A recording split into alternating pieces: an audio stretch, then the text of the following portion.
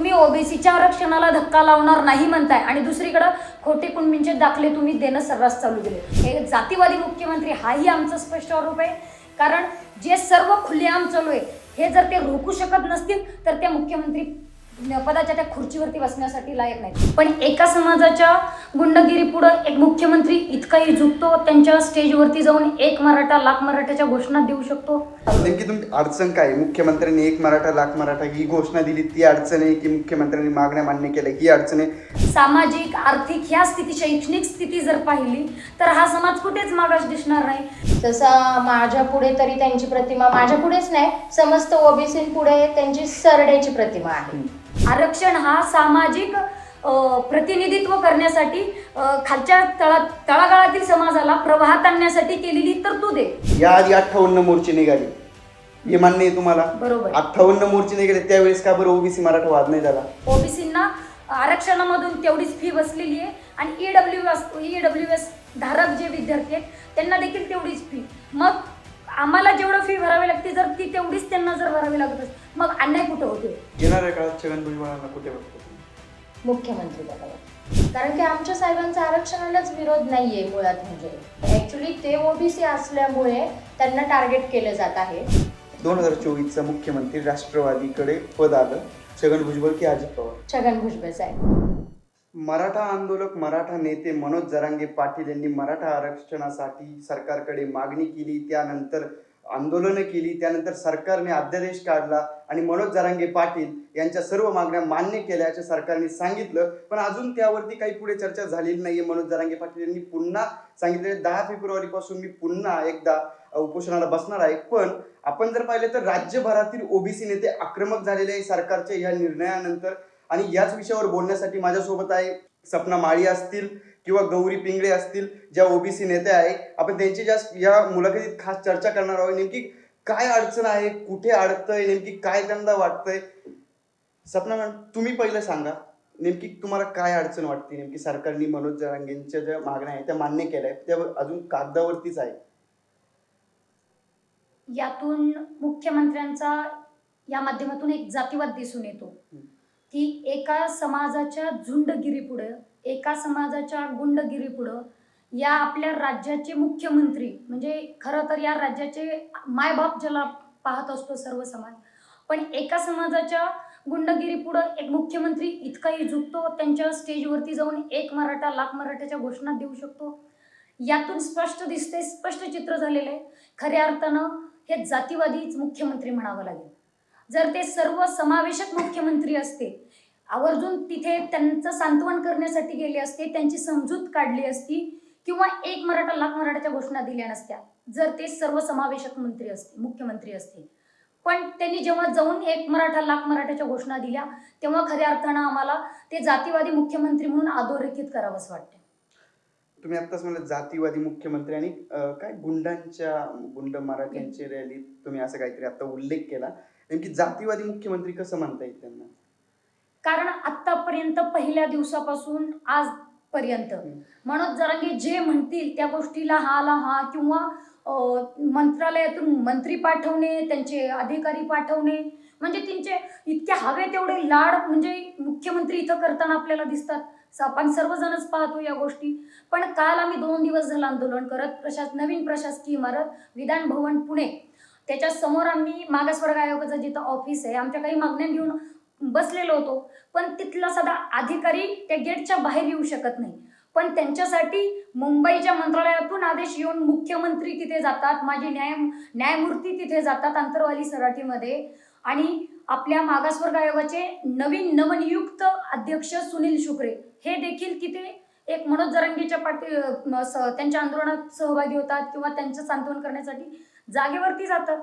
यातून काय सिद्ध होतंय तर ते त्यांच्यासाठी पायघड्या चालणं, एका समाजासाठी पायघड्या चालणं चालू. नेमकी तुमची अडचण काय? मुख्यमंत्र्यांनी एक मराठा लाख मराठा ही घोषणा दिली ती अडचण आहे की मुख्यमंत्र्यांनी मागण्या मान्य केल्या ही अडचण आहे? आता मला एक सांगा, उद्या जर छगन भुजबळ ओबीसी नेते ते जर उद्या मुख्यमंत्री झाले, ओबीसींनी काही मागण्या केल्या, ते छगन भुजबळ आले आणि छगन भुजबळांनी त्या मागण्या मान्य केल्या आणि छगन भुजबळ तिथे उपस्थित होते, तर मराठ्यांनी काय म्हणायचं? छगन भुजबळ हे जातीवादी मुख्यमंत्री आहे, ते ओबीसीच्याच लोकांचं ऐकतात, ते ओबीसीचेच मुख्यमंत्री आहे, ते महाराष्ट्राचे मुख्यमंत्री नाहीये. याचा अर्थ असा आहे, तुम्हाला म्हणायचंय आमचे साहेब मुख्यमंत्री होणार हे तुमच्या माध्यमातून थोडक्यात सिद्ध होते.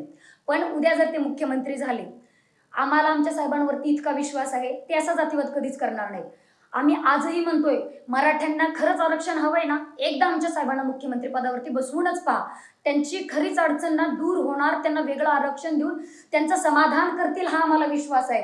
पण हे बाकीचे लोक त्यांच्या तोंडाला पानं पुसतात आणि ओबीसी मराठा वाद लावण्याचंच काम चालू आहे. नाही, ओबीसी मराठा वादामध्ये छगन भुजबळांनी उडी घेतली, त्यानंतर वाद सुरू झाला.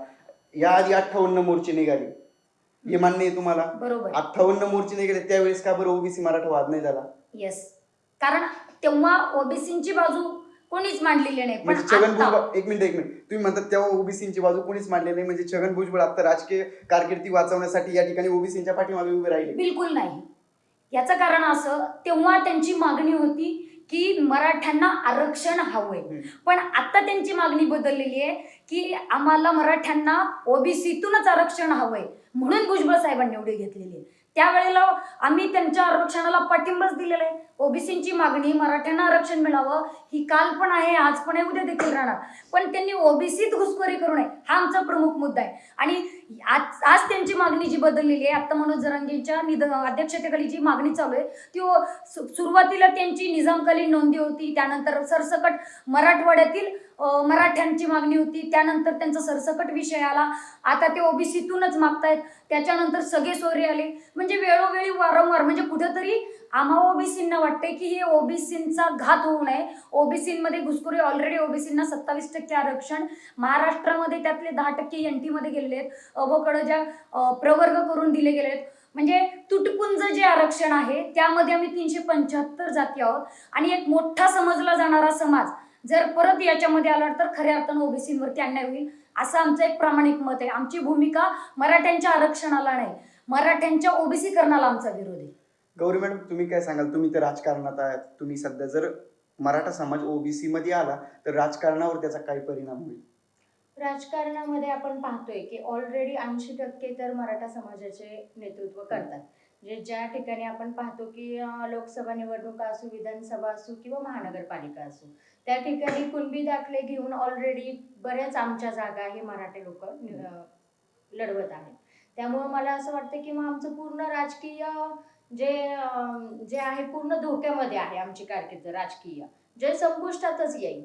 खरं तर आमचं 375 ज्या जाती आहेत की ज्या छोट्या छोट्या समाजामध्ये विखुरलेल्या आहेत, त्या आतापर्यंत मराठा समाजाला दबकून होते की त्यात कमी प्रमाणात आहे, एक जात त्यांना कशी नडेल. परंतु आज आम्ही झरांगे पाटलांचं पण, मी पाटील नाही म्हणता येणार आता, त्यांना पाटील नाही म्हणू शकत आपण, कारण ते आता ओबीसी आम्हाला करा म्हणून हे करतात आहे. तर झरांगेंचं जे म्हणणं आहे की आम्ही मराठा समाज हा खूप मोठ्या प्रमाणात आहे आणि त्यामुळे आम्ही म्हणजे आम्हाला ते दबाव आणण्याचा प्रयत्न करत आहे. कारण की आपण पाहिलं की परवा त्यांनी मोठ्या संख्येने, लाखोच्या संख्येने ते गेले मुंबईला आणि त्याच्यामुळे मुख्यमंत्री त्या ठिकाणी आले आणि त्यांच्या दबावाला घाबरून सरकार त्यांच्या पुढे नतमस्तक झालं. तर मला असं वाटतं की आमचं पण जर ओबीसी समाज पूर्ण एकत्र आला तर मग ह्यांना सरकारला झुकावंच लागणार आहे. अच्छा, ओबीसी समाज जर एकत्र आला ते तर सरकारला झुकावं लागेल. त्याच सरकारमध्ये तुमचे ओबीसीचे नेते मंत्री आहे, तर काय सांगाल? कारण की ते मग कुठेतरी काहीतरी गडबड वाटत नाही का तुम्हाला? नाही वाटत, कारण की आमच्या भुजबळ साहेबांना सगळे राजीनामा द्या म्हणून म्हणतात आहे. कोण? नाही, सत्तेमधलं कोण म्हणलं भुजबळ साहेबांना राजीनामा द्या?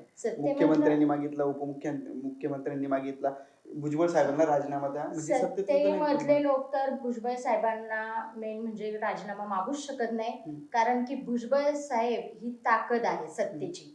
आज पाहायला गेलं तर खऱ्या अर्थाने ओल्ड इज गोल्ड अशा प्रकारचे आमचे भुजबळ साहेब आज सत्तेत असल्यामुळं आज फडणवीस साहेबांना पण तेवढीच त्यांची गरज आहे, अजित पवार दादा गटालाही तेवढीच गरज आहे आणि ओबीसींनाही तेवढीच गरज आहे. आणि एक साहेबांची स्पष्ट भूमिका आहे की मराठ्यांच्या आरक्षणाला त्यांचा विरोध नाहीये, फक्त आमच्या मधून देऊ नका, ओबीसी मधून जे 17% आहे त्याच्यामध्ये तुम्ही मराठ्यांना आणू नका, ही त्यांनी पहिल्यापासूनच भूमिका मांडलेली आहे. खऱ्या अर्थाने तर ईडब्ल्यूएस मधून त्यांना 10% आरक्षण होतच, परंतु त्यांनी त्या 10% आरक्षणावर पण मला वाटतं आता पाणी फिरून ते परत ह्या 17% येत आहेत. असं मला वाटतं. आणि साहेबांनी तर परवा सांगितलेलंच आहे, माझा राजीनामा तयार आहे, मला मागितलं तर मी देईन. आणि साहेबांनी जर राजीनामा दिला तर साहेबांशी जे कनेक्टेड आम्ही लोक, जे आज विविध पक्षांमध्ये काम करत आहोत, ते सगळे आम्ही एकत्रितपणे राजीनामा देऊ. अच्छा. तुम्ही आता सांगितले साहेबांनी तर सांगितलंय माझा राजीनामा तयार आहे, तुम्ही मागितला तर मी देईन. म्हणजे असं कोण आहे ज्यांनी साहेबांकडे राजीनामा मागाय साहेब लगेच राजीनामा देतील? सत्तेतले लोक मागणार नाही हे तुम्ही स्पष्ट आता तुम्ही स्पष्ट केलं. ठीक आहे, जे लोक मागताय साहेब पण त्यांचं ऐकताय, मग साहेब राजीनामा का देत नाही? नाही, राजीनामा न देण्याचं कारण हे आहे की सत्तेमध्ये असताना जर आम्हाला एवढा त्रास आहे, तर सत्तेच्या बाहेर पडल्यानंतर ना ओबीसींना किती त्रास होईल. आज आमचा एकटा नेता आहे ओबीसींचा, तो पण यांच्या डोळ्यात कचऱ्याप्रमाणे सलत आहे.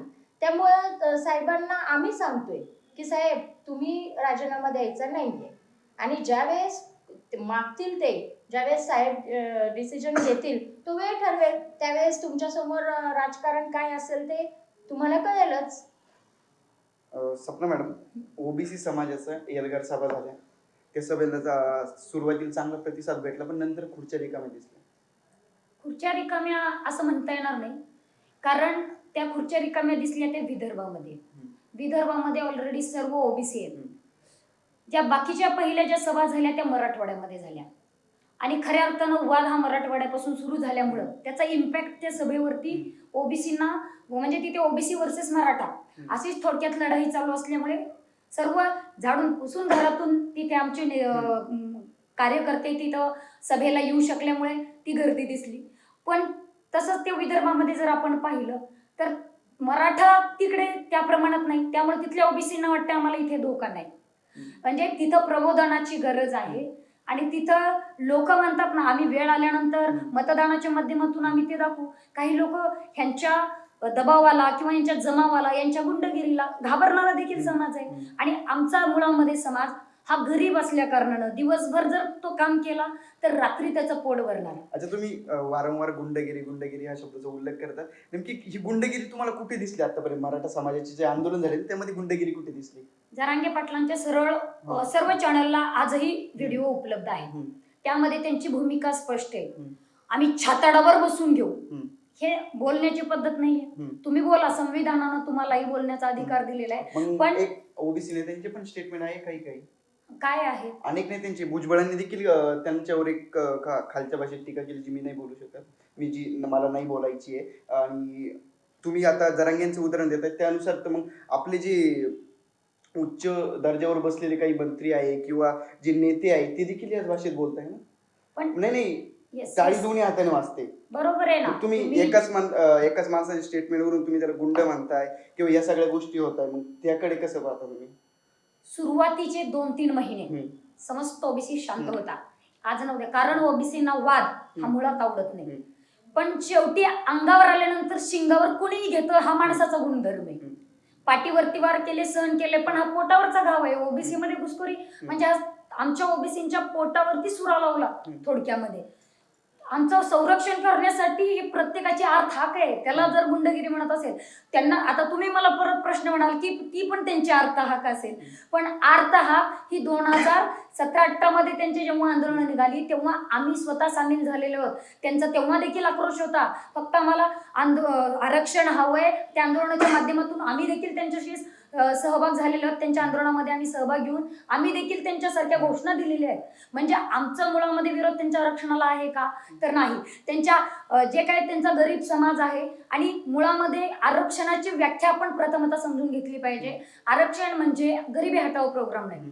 त्यांच्यातला गरीब समाज आहे, मान्य आहे. पण आता जर आपण एक लॉजिकली सर्व जर पाहिलं, सामाजिक, आर्थिक ह्या स्थिती, शैक्षणिक स्थिती जर पाहिली तर हा समाज कुठेच मागास दिसणार नाही.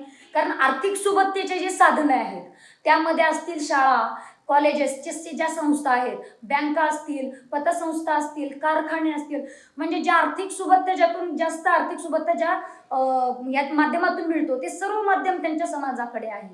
मग त्यांची गरिबी हटवणं त्यांच्याच हातात आहे असं मला म्हणायचं. म्हणजे जे श्रीमंत मराठा ही गरीब मराठ्यांची गरिबी हटवू शकतात.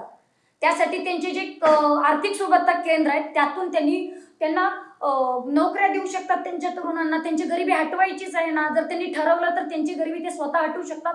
तेवढे ते सक्षम आहेत असं आमचं म्हणणं आहे. त्यांच्याच कारखान्यांमध्ये त्यांच्या काम प्रत्येक घरातील एका व्यक्तीला ते नोकरी देऊ शकतात किंवा त्यांच्या शाळा कॉलेजेसमध्ये ते फ्री ऑफ कॉस्ट त्यांना ऍडमिशन देऊ शकतात. त्यांचं ऍडमिशन म्हणतात ना आमचे 40% वाले आमच्या पुढं चालले ना, असं काही नाहीये. मुळामध्ये जसे ते आमचे कॅटेगरी आमचा ओबीसी जरी असेल तर त्यांचा सुद्धा कॅटला 90% असेल आणि त्यांचा 90. आणि मुळामध्ये EWS एज्युकेशनली वीकर सेक्शनच्या माध्यमातून आता आम्ही जेव्हा इंजिनिअरिंग केलं आम्हाला जेवढ्या फी भरल्या ना तेवढ्याच मराठा समाजांना फी भरावी लागली. ओबीसींना आरक्षणामधून तेवढीच फी बसलेली आहे आणि ईडब्ल्यूएस धारक जे विद्यार्थी आहेत त्यांना देखील तेवढीच फी. मग आम्हाला जेवढं फी भरावी लागते जर ती तेवढीच त्यांना जर भरावी लागत असेल मग अन्याय कुठं होतोय? कारण मी एक विद्यार्थी दशेतून आत्ता मी आलेली आहे बाहेर, त्यामुळे ह्या गोष्टी मी डोळ्यांनी पाहिलेल्या आहेत, अनुभवलेल्या आहेत. मी जेवढी फी भरली तेवढीच मराठा समाजाच्या विद्यार्थ्यांनी फी भरलेली आहे. त्यांचं कन्सेशन EWS मधून काटा, आमचं आरक्षणामधून निम्मी आम्हाला भरावी लागली. मग अडतंय कुठं? तरी देखील आमचं म्हणणं आहे EWSचं जे आरक्षण आहे तुम्ही ते वाढवून घ्या. कारण EWS मधून आत्ता 100%तले 85% ह्या मराठा समाजाने त्याचा लाभ घेतलेला आहे. म्हणजे 10% जे आरक्षण आहे त्यातले 8.5% ह्या मराठा समाजाने त्याचा लाभ घेतलेला आहे. त्यांच्यासाठी वेगवेगळ्या योजना आणू शकतं सरकार. त्यांची गरिबी हटवण्यासाठी त्यांच्यासाठी स्पेशली मराठा समाजाच्या गरीब मुलांसाठी, गरीब विद्यार्थ्यांसाठी किंवा गरीब कुटुंबांसाठी वेगवेगळ्या योजना अंमलात आणू शकतो. जसं की दारिद्र्य रेषेखालील योजना जी समस्त गरिबांसाठी किंवा जे 1 लाखाच्या आतील उत्पन्न 50,000 जी काय त्यांची ठरलेली जे काय रक्कम आहे त्याच्या आत जे ज्यांची आर्थिक हे आहे लिमिट आहे त्या लिमिटमधल्या लोकांना आर्थिक दारिद्र्य रेषेखालून योजनेचा लाभ घेता येतो. तसं मराठा समाजासाठी स्पेशल योजना काढा. गरीब हटवणं हा जर मुद्दा केंद्रबिंदू केला तर तशीही हटवता येईल. त्यासाठी आरक्षण हा सामाजिक प्रतिनिधित्व करण्यासाठी खालच्या तळागाळातील समाजाला प्रवाहात आणण्यासाठी केलेली तरतूद आहे. हे मुळात समजून घेणे म्हणजे हे जर मुख्यमंत्र्यांनी त्या समाजाला समजून सांगितलं असतं, त्यांना वेगळा पर्याय दिला असता तर हा वाद कधीच मिटला असता. पण त्यांना ते करायचं नाही, त्यांना राजकारणच करायचं असेल म्हणून ह्या गोष्टी केल्या असतील. त्यांना मराठ्यांची मतं हवी असतील म्हणून त्यांनी अशा गोष्टी करून एक मराठाला मराठ्याची घोषणा दिली असतील असं आमचं साफ म्हणणं आहे. म्हणून आम्ही त्यांना जातीवादी मुख्यमंत्री म्हणतो. गौरी मॅडम, तुम्ही काय सांगाल? छगन भुजबळ मंत्रिमंडळात मंत्री आहेत, त्यांच्या विरोधात म्हणजे मंत्रिमंडळातलेच लोक त्यांच्या विरोधात आहे का? आज नाहीये. मला तरी असं वाटत नाही की कोणते मंत्री त्यांच्या विरोधात आहेत म्हणून. मग अडतंही तरी कुठं? कारण की आमच्या साहेबांचा आरक्षणालाच विरोध नाहीये मुळात. म्हणजे हे जे कोणी पसरवलंय की भुजबळ साहेब ऍक्च्युली ते ओबीसी असल्यामुळे त्यांना टार्गेट केलं जात आहे मंत्रिमंडळामध्ये. म्हणजे मंत्रिमंडळामध्ये मंत्र्यांकडून टार्गेट नाही केलं जाते, जे झरांगे आहेत त्यांच्याकडून त्यांना टार्गेट केलं जात आहे. ते माहिती नाहीये की ते का भुजबळ साहेबांना. पण मला तरी असं वाटतं की एक मी जसं बोलले की एकच आमचा नेता तो सलतोय त्यांच्या डोळ्यात, त्या पद्धतीने तुम्ही आता असा उल्लेख केला की आमचा एकच नेता जो सलतोय त्यांच्या डोळ्यामध्ये. पण आता जर आपण पाहिलं ज्या काही छोट्या समित्या आहे, ज्या ओबीसी समाजातल्या पण ज्या काही छोट्या समित्या आहे, त्यांनी आता भुजबळ साहेबांनी जी बैठक बोलवली होती आता मध्ये त्याला त्यांनी विरोध केला. नक्की असं का होतंय ओबीसी समाजाचा भुजबळ साहेबांच्या विरोधात? नाही, असं काही नाहीये. ओबीसी समाज पूर्ण भुजबळ साहेबांसोबतच आहे. जे काही ओबीसी मधले काही थोडेफार लोक आहेत की त्यांचे जी निर्णय क्षमता आहे किंवा त्यांची जी भूमिका आहे ही साहेबांच्या वेगळी आहे. पण साहेबांनी स्पष्टपणे सांगितलंय की तुमचा लढा एकच आहे की ओबीसीमधून आरक्षण देऊ नका आणि आमचा पण लढा एकच आहे. त्यामुळे सर्वच नेत्यांनी आमच्या पाठीमागे येऊन आमच्या लढ्यात समाविष्ट व्हावं असं काही नाहीये. तुम्ही तुमची सेपरेट पण लढाई करू शकता ओबीसीसाठी. असं काही नाहीये की सर्वच नेत्यांनी एकत्र लढलं पाहिजे. परंतु आम्ही तरी सर्व ओबीसी बंधू भुजबळ साहेबांकडेच आमचं भवितव्य म्हणून किंवा उज्ज्वल आमचं भविष्य उजळणारा आमचा बाप म्हणून पाहत आहे. सपना मॅडम, तुम्ही मला सांगा, आता मी स्वतः पत्रकार आहे, मी फील्डवरती गेलो होतो रिपोर्टिंगसाठी. त्यावेळेस मला मराठा रॅलीमध्ये काही ओबीसी बांधव देखील भेटले. त्या बांधवांना मी विचारलं, अरे तुम्ही ह्या रॅलीत काय करता? ते बोलले आमचा विरोध नाही, हे फक्त राजकारण्याचं एक पब्लिकली स्टंट आहे. त्यांचं राजकारण संपत आहे. त्यांचे राजकारणी जे आहे त्यांचं राजकारण खेळायचंय त्यांना. हा जो राजकारणाचा खेळ आहे तो खेळ चालू आहे फक्त. याच्यामधून मला एवढंच कळतंय की त्यांना तिथं त्यांच्या जो मतदारसंघ असतो पर्टिक्युलर जे काही ओबीसी बांधव असतील ना त्या मतदारसंघात मराठा समाजाची संख्या जास्त असणार आहे. तिथं त्यांचा निभाव लागत नसणार आहे. त्यामुळे त्यांना पाठिंबा दिला तर आपल्याला तिथे स्थान मिळणार आहे. किंवा उद्या इलेक्शनच्या दृष्टीनं असे बरीच लोक आहेत की जिथं ह्या दबावासाठी म्हणजे ते वरवरचं आतून त्यांच्या भूमिका हे मतदारातूनच कळणार आहे. पण हे वरवरचं तिथल्या स्थानिक राजकारणाला किंवा स्थानिक तिथल्या परिस्थितीला घाबरून देखील अशी लोक त्यांच्या बरोबर राहत आहेत. कारण अशा पद्धतीचे म्हणजे अन्याय महाराष्ट्रामध्ये चालू आहे की आता ते पाटसमध्ये इंदापूर जवळ जे पाटस आहे, परवा इंदापूरला जी सभा झाली त्या सभेमध्ये भुजबळ साहेबांनी मार्गदर्शन केलं. कार्यकर्त्यांच्या इच्छेखातर त्या पाटसच्या एका भागवत या कुटुंबाच्या घरामध्ये त्यांनी तिथे थांबले होते साहेब.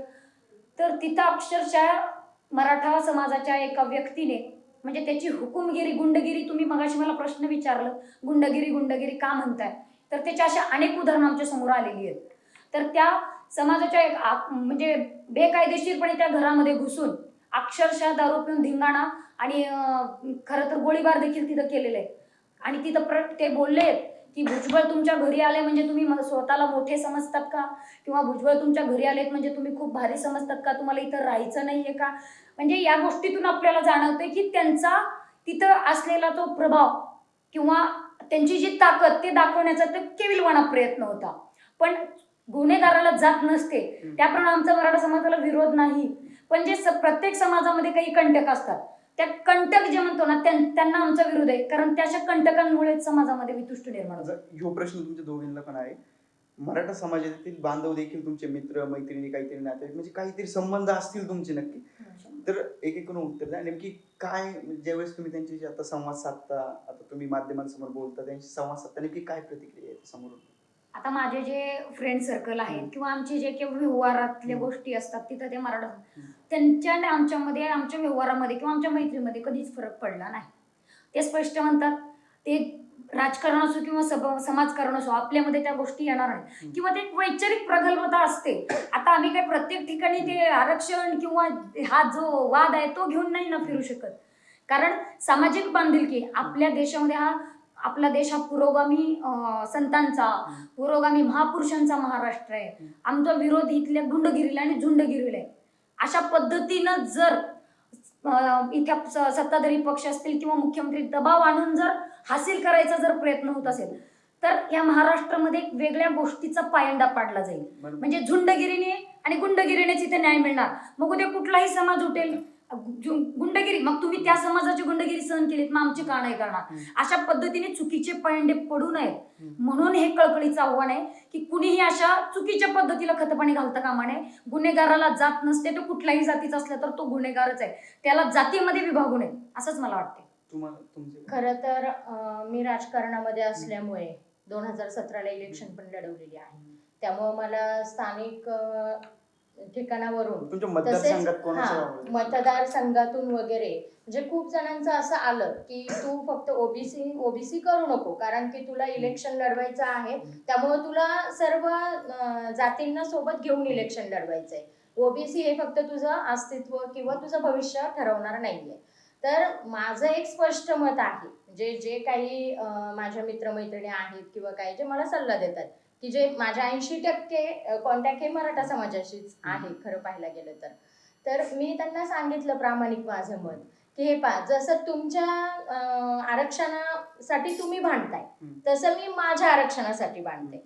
हा जो स्टंट आहे हा हे आरक्षणाचा जोपर्यंत चालू आहे तोपर्यंत आहे आणि राजकारणाने मला घडवलेलं नाहीये. माझी सुरुवात ही माझ्या समाजकारणामुळे झालेली आहे, माझी ओळख ही माझ्या समाजकारणामुळे झालेली आहे.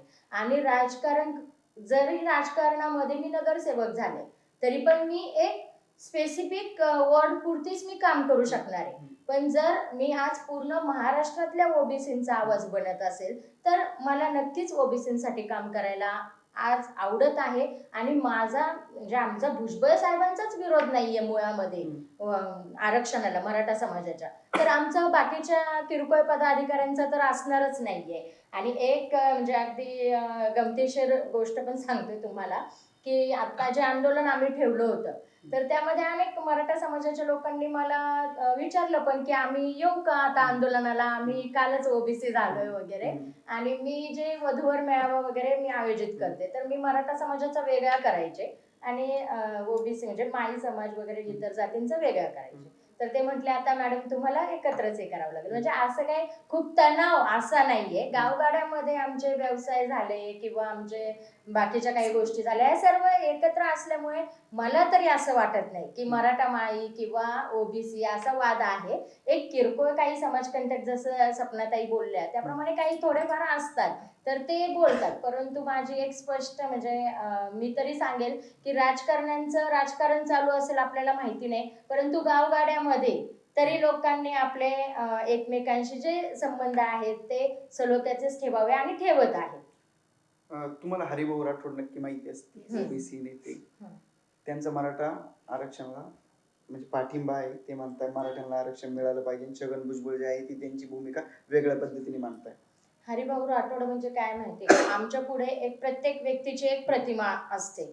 जसं माझ्या पुढे तरी त्यांची प्रतिमा, माझ्या पुढेच नाही समस्त ओबीसी पुढे त्यांची सरड्याची प्रतिमा आहे हम्म. की कलर बदलणारा आहे तो नेता. त्यामुळे आम्ही त्यांच्या कोणत्याही स्टेटमेंटला एवढं व्हॅल्यू देत नाही. अच्छा, त्यांनी एक पत्रकार परिषद घेतली होती. त्या पत्रकार परिषदेत त्यांनी असा देखील उल्लेख केला होता की छगन भुजबळांनी ती सभा वगैरे घेण्याचं काही काम नव्हतं. खरं तर त्यांनी काय करायला लागत होतं, आमच्यासारख्या एखाद्या माणसाला पैसे देऊन त्या सभेला पाठवायचं होतं आणि छगन भुजबळ स्टंट करताय असं म्हणणं आहे त्याचं. म्हणजे या नाही. भाषेत त्यांनी तेव्हा उल्लेख केला होता. नाही, हरिभाऊ राठोड कसं स्वतःला खूप मोठे नेते समजतात. खासदार होते. परंतु आमचे साहेब कसं आहे, सर्वांना धरून चालणारे आहेत. त्यामुळे ते स्वतः जरी 76 वर्षाचा आमचा योद्धा असला तरी ते सभेपर्यंत जाणार. पैसे वगैरे देऊन पाठवणाऱ्यांमधल्या आमच्या साहेबांची ती हे नाहीये, कारण त्यांनी गरीब म्हणजे आपण म्हणतो ना की सर्व लोकांना सोबत जाण्याची भूमिका आहे. हा गरीब हा श्रीमंत ही दोन टप्पी भूमिका नाहीये साहेबांची. येणाऱ्या काळात छगन भुजबळांना कुठे बघतो तुम्ही? मुख्यमंत्री पदावर. कसं? कारण की आज तर जर पाहिलं ते एकटे पडलेले दिसतात. आज आज असं वाटतंय तुम्हाला की ते एकटे पडलेले आहेत, परंतु 100% नाही, 1001% मी सांगते, त्यांचा जो आत्मविश्वास आहे, त्यांची जी विल पॉवर आहे तीच त्यांना मुख्यमंत्री पदावर घेऊन जाणार.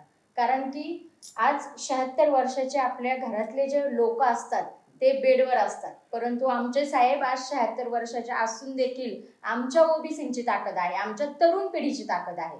त्यामुळं आम्ही तरी त्यांना म्हणजे होणार असं नाही, ते नक्कीच होणार. अच्छा, तुम्ही राष्ट्रवादीमध्ये आहे सध्या, अजित पवार दादांच्या गटामध्ये. सर तुम्हाला एकच प्रश्न आहे, त्याच्यात एकच नाव घ्यायचं. 2024चा मुख्यमंत्री राष्ट्रवादीकडे पद आलं, छगन भुजबळ की अजित पवार? छगन भुजबळ साहेब. आता ताईंनीच सांगितलं छगन भुजबळ हे म्हणजे ओबीसी समाजाचे मुख्यमंत्री असतील म्हणजे येणाऱ्या काळात जर संधी भेटली तर. पण तुम्ही जर पाहिलं तर अजितदादा खूप इच्छुक आहे मुख्यमंत्री पदासाठी. कदाचित ते मुख्यमंत्री होण्यासाठीच आज महायुती सरकारमध्ये सामील झाले असतील.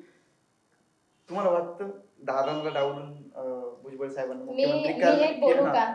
मला असं वाटतं की अजितदादांचं एवढं मोठं मन आहे आणि ते आपल्या वडिलांच्या ठिकाणी भुजबळ साहेबांना पाहतात, त्यामुळे ते स्वतःहूनच म्हणतील की साहेब तुम्ही मुख्यमंत्री पाहिजेत आम्हाला. हा मोठेपणा आमच्या अजितदादांकडे आहे. आता एक मिनिट, तुम्ही आता सांगितलं अजितदादा हे साहेबांना वडीलधारे समजतात. दादांनी सांगितलं की वडिलांनी आता घरात बसावं, एक वयाची मर्यादा असते. आता ते वय झालंय, वडिलांनी घरात बसावं. म्हणजे दादा जर छगन भुजबळ साहेबांना वडील समजता म्हणजे पुढच्या वेळेस नक्कीच छगन भुजबळ साहेब आम्हाला राजकारणात न दिसता मार्गदर्शक म्हणून आम्हाला पाहायला मिळतील.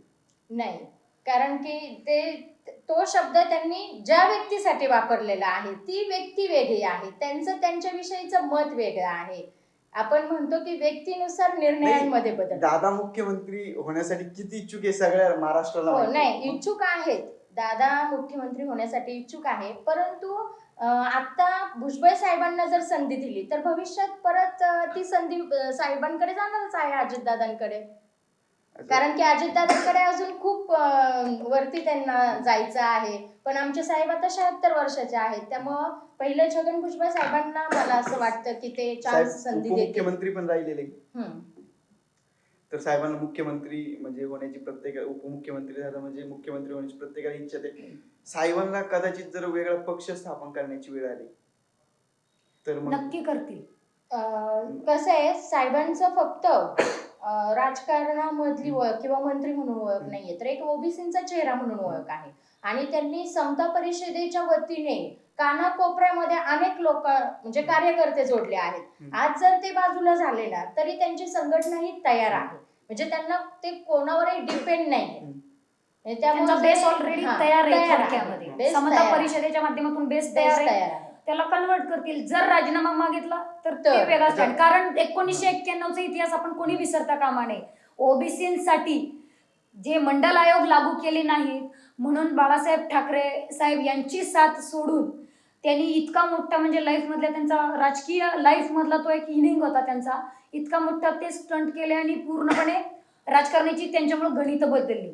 त्यामुळे ओबीसीसाठी ते काय करतील हा 1991 इतिहास आपल्याला अधोरेखित करून आज देखील पुन्हा 2024 त्या वाटेवरती असू शकतो मे बी.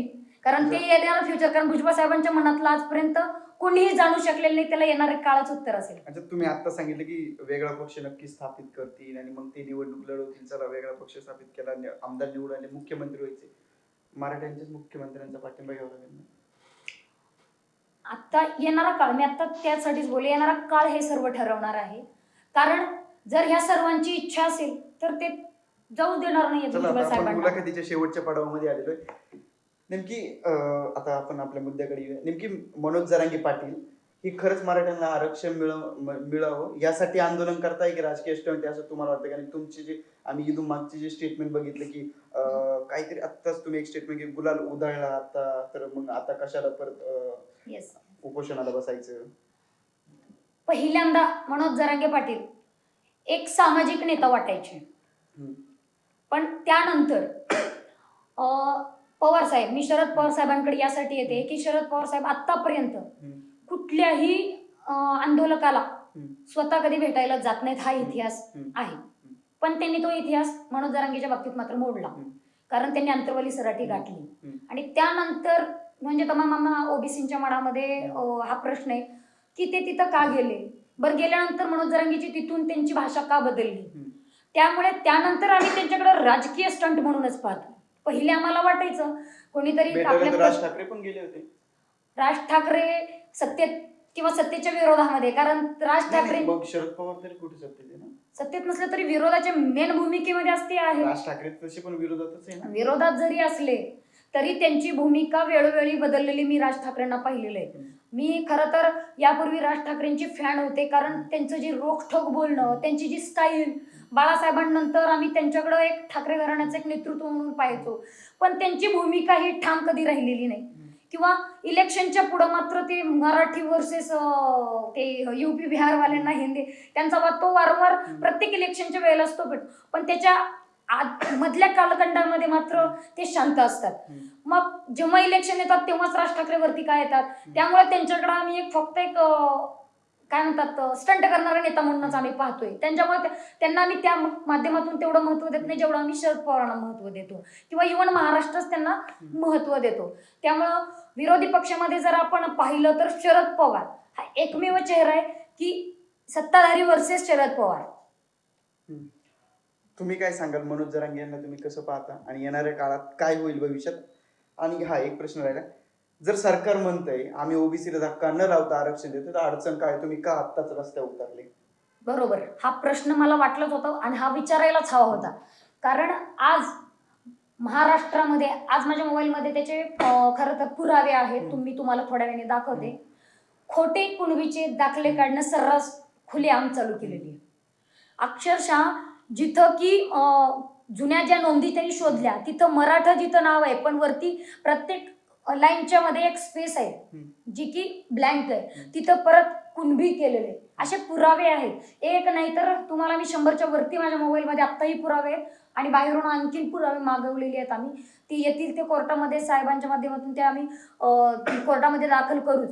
पण तिथे त्या पेनाच्या शाईचा डिफरन्स दिसतोय. म्हणजे ते आत्ता ताजी ते लिहिलेले आहेत कुणबी, हे म्हणजे बोगस कुणबी लावून सर्रास त्यांना कुणबींचे प्रमाणपत्र वाटले जात आहेत. म्हणजे थोडक्यात काय, तर तुम्ही ओबीसीच्या आरक्षणाला धक्का लावणार नाही म्हणताय आणि दुसरीकडे खोटे कुणबींचे दाखले तुम्ही देणं सर्रास चालू केले. म्हणजे हा खरं तर ओबीसींचा घात करणारा हे सरकार आहे. हा आमचा स्पष्ट आरोप आहे. हे जातीवादी मुख्यमंत्री हाही आमचा स्पष्ट आरोप आहे कारण जे सर्व खुलेआम चालू आहे हे जर ते रोखू शकत नसतील तर त्या मुख्यमंत्री पदाच्या त्या खुर्चीवरती बसण्यासाठी लायक नाहीत. कारण मुख्यमंत्री हा एका समाजासाठी कधीच नसतो. मुख्यमंत्री हा सर्व समावेशकच असावा लागतो, त्या लायकच असावा लागतो. त्यांना खऱ्या अर्थानं आम्ही मुख्यमंत्री म्हणून स्वीकारू. ह्या भूमिका जेव्हा त्यांच्या बदलतील, एका समाजाला झुकतं माप दुसऱ्या समाजाला वेठीस धरणं, हे पूर्णपणे चुकीचं आहे. मुख्यमंत्र्यांचं मराठा समाजाकडे कसं काय तुम्हाला असं का वाटतं की झुकतं माप आहे, ओबीसी समाजाकडे नाहीये? कारण की अजून तर मराठा समाजाला आरक्षण दिलेलंच नाही आणि ओबीसी समाजाच्या आरक्षणाला धक्का लागलेलाच नाही. बरोबर आहे. मला काय म्हणायचंय, आज आमचं कुठलं जरी एक सरकारी कागदपत्र काढायचं असेल तर त्यांना आम्हाला 3-3 महिने 4-4 महिने त्या दाराची उंबरे झिजवावी लागतात.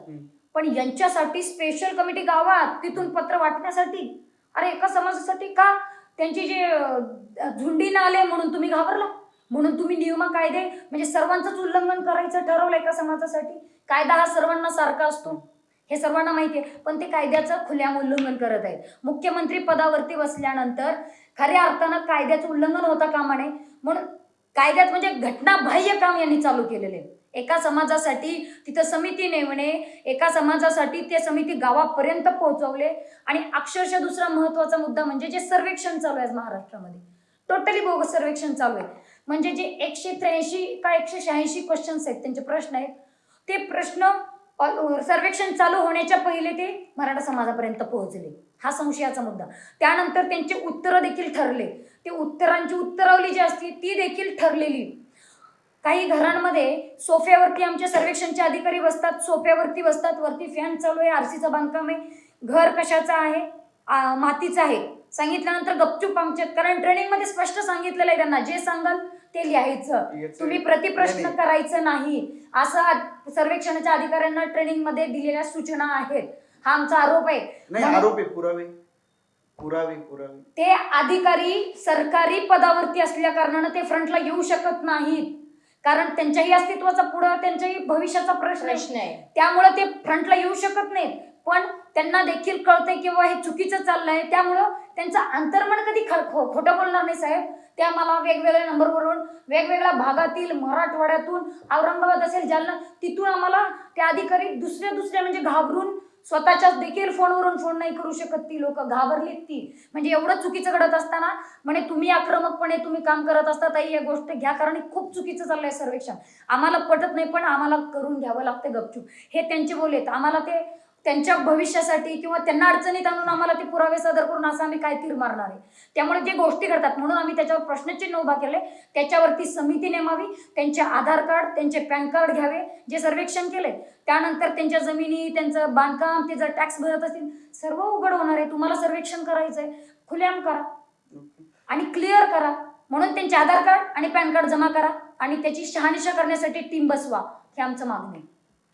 तर तुम्ही काय सांगाल, पुण्यात तुम्ही ओबीसी समाजातून येता, पुण्यातले किती ओबीसीचे नगरसेवक असतील, आमदार असतील, ते रस्त्यावर उतरले ओबीसी समाजासाठी? कोणीच नाही. ठामपणे सांगू शकते की आज एकही ओबीसीचा जे नगरसेवक असो, आमदार असो, कोणी देखील रोडवर दिसत नाहीये. खरंच ही एक चिंताजनक गोष्ट आहे. ते कदाचित त्यांच्या राजकीय भवितव्याकडे पाहून रोडवर उतरत नाहीये, परंतु हे ते विसरत आहेत की जेवढं त्यांना मराठा समाजाचा पाठिंबा मिळणार आहे तेवढाच ओबीसी समाजात देखील त्यांना महत्त्वाचा आहे.